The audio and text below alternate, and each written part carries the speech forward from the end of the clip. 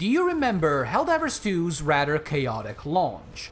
The bugs, the queues, the balance nightmares. Well, it's July 2025 and now we've got space squids, orbital flamethrowers, mega cities, and also, still bugs and balance nightmares.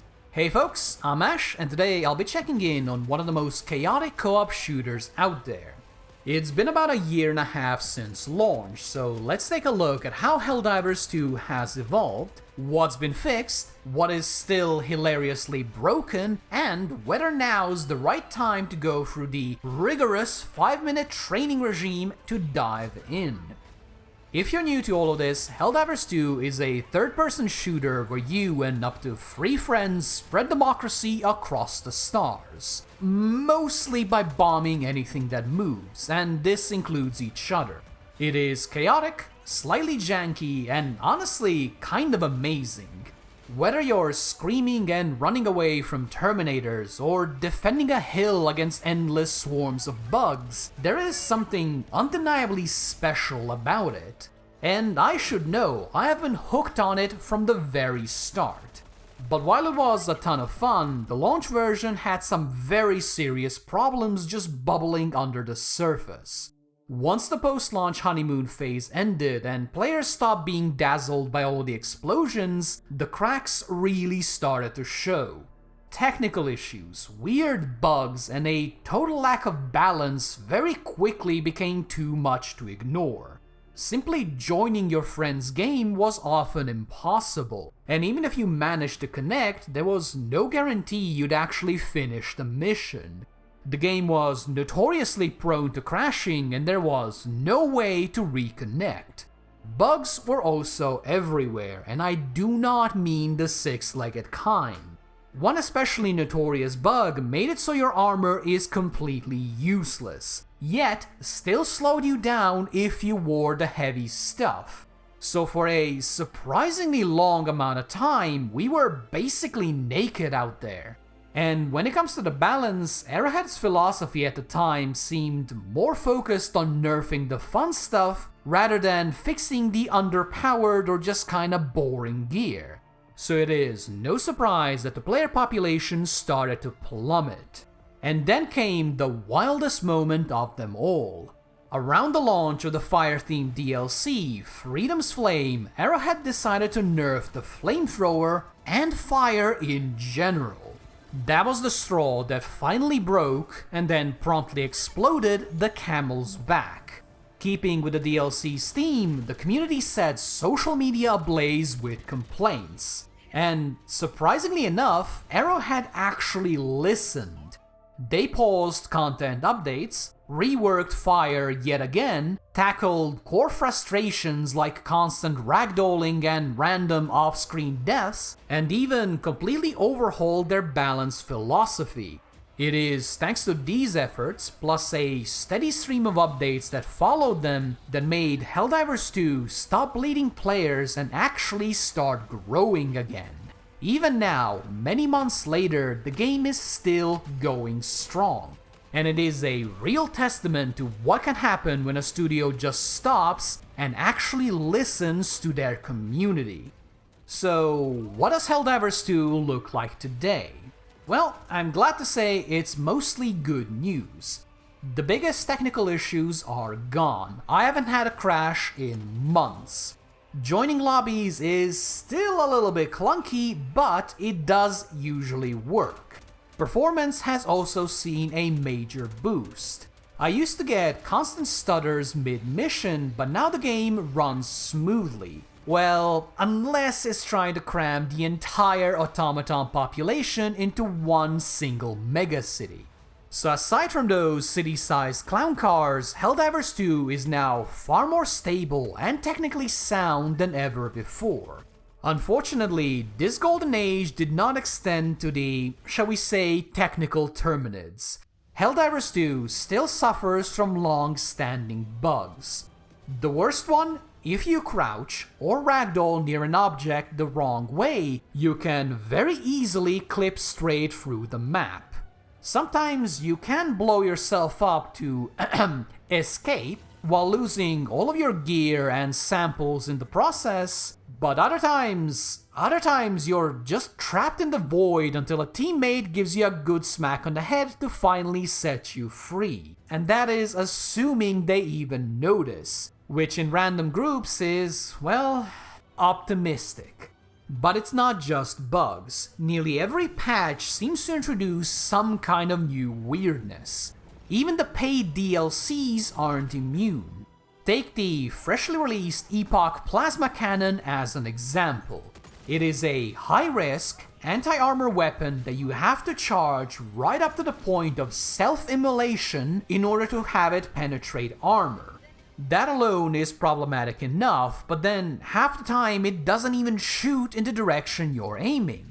It is such a cool concept, but it's just too slow, too risky, and way too unreliable to use seriously. I mean, why pick it over the Quasar or the recoilless rifle? And honestly, that's the frustrating part. Helldivers 2 feels amazing to play, but it is just missing that final layer of polish. The stuff that turns a good game into a truly great one. So what is it that makes Helldivers 2 so fun? What has convinced me and so many others to throw ourselves into the meat grinder mission after mission? Well, I would say it is a combination of three things. The over-the-top presentation, the completely unhinged chaos, and gunplay that just feels right. I do not say the following lightly. The atmosphere during combat is the best I've ever seen in a multiplayer game. Once the bombs start falling and the smoke thickens, it really feels like a proper war zone. But not a very serious one, as there's always gonna be a guy called that just randomly kills you with an accidental airstrike. And that is where the magic happens. Even if a stratagem or a weapon isn't all that useful, the way it looks, the way it sounds, and the way it kinda interacts with the environment makes it feel incredible to use. Basically, you chuck a Pokeball at someone, then there's a brief moment of silence, then the screen shakes from the impact, and then kaboom! It is just so good. But good vibes alone wouldn't carry the game this far. What really makes it stick, at least for me, is the sheer unpredictability, the beautiful, barely controlled chaos. Even after 300 hours, I never quite know how a mission or a fight will actually play out. All it takes is one single mistake, one fumbled throw, and suddenly there's a turret right behind your team, ready and eager to mince through anything to get to its target. And just like that, everything goes sideways. The enemies flood in, everyone is chain dying, nobody can get their equipment back, and now we're just fighting with sticks, stones, and strongly worded letters against the entire automaton army. And yet, despite how awful that might sound, that is when the game is at its best. You huddle up with a team, use whatever you have left, and somehow pull off a victory despite all odds. Those are the moments that really stick with you, and not the ones where everything goes smoothly and you just kinda steamroll the mission in 10 minutes flat.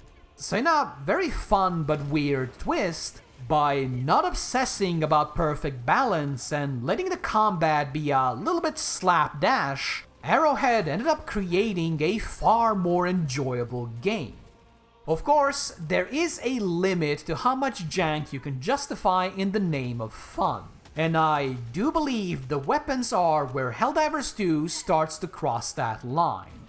Now, you might expect me to start complaining about how some of the weapons just feel awful, but honestly, even the bad ones are very fun to shoot.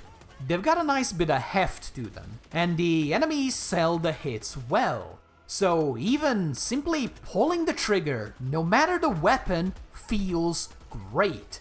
The problem, and I brought this up with the Epoch, is the balance. The game has a ton of different weapons and stratagems that do the same thing just with a slight twist, which, don't get me wrong, is great. Having a bunch of different options to toy around with is awesome, as it really helps keep things fresh and interesting. However, those options are very, very rarely equal. While weapons shift up and down in power, there's usually very obvious winners in each category. Compare, for example, the Eagle 500 kg airstrike and the much more impressive sounding orbital rail cannon. They are both high damage weapons meant to take out big, beefy targets. They both do it well, so what's the problem? Well, the rail cannon lets you fire one shot every 3 or so minutes. It auto-aims, which might sound convenient, but often just means you're crossing your fingers and hoping it hits the thing you actually wanted to kill. Meanwhile, the 500 kg bomb goes exactly where you throw it, comes with 2 charges, has a shorter cooldown, and a much bigger area of effect. So not only does it take out a Bile Titan, it also wipes out everything around it. As a result, picking the rail cannon is basically choosing to play the game on hard mode.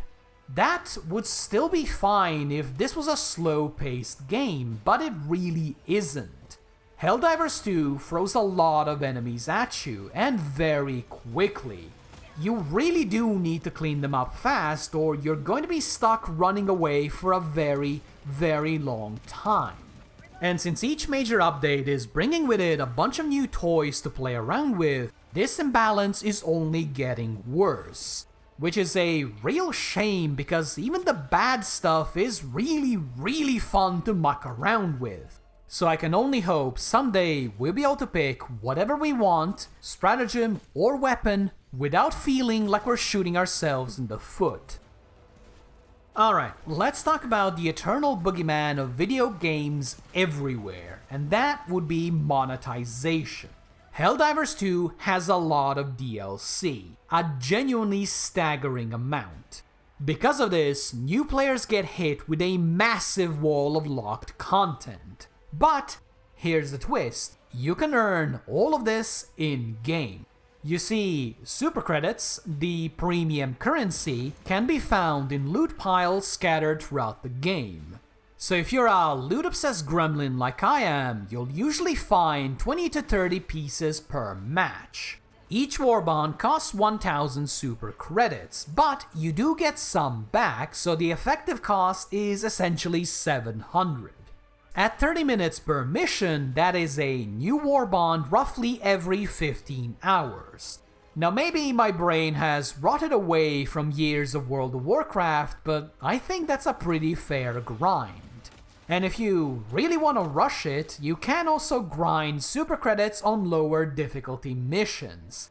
It's dull, I really wouldn't recommend it, but it does work. And that is more than most games offer. Now don't get me wrong, the system is not flawless. I would love to see a bit more consistency in warbond quality, especially since some of them feel like absolute must-haves while others are just kinda there. But overall, I do think it's a pretty decent compromise. Again, it's not perfect, but I'll happily take this over the usual pay $20 or you get literally nothing nonsense that seems to infect a lot of different games. So, is Helldivers 2 worth diving into today? Well, it's still a bit messy. The bugs and balance issues have gotten so comfortable they're practically putting up family photos. That said, it is also more chaotic, more creative, and honestly just more fun than most live service games I've played. So yeah, whether you're new or returning, I would say I would recommend it. Just brace yourself for a bit of jank, and you'll find a ton of joy in blasting apart all sorts of undemocratic aliens. And also occasionally your teammates. Or even just yourself. Whoops. Thank you guys for watching. If you have any questions, thoughts, or just want to tell me I am completely wrong about everything, drop it in the comments. And if you want more stuff like this, make sure to like, subscribe, ring the stupid bell, salute the Super Earth flag, and do whatever other ritual the algorithm demands these days. Bye bye!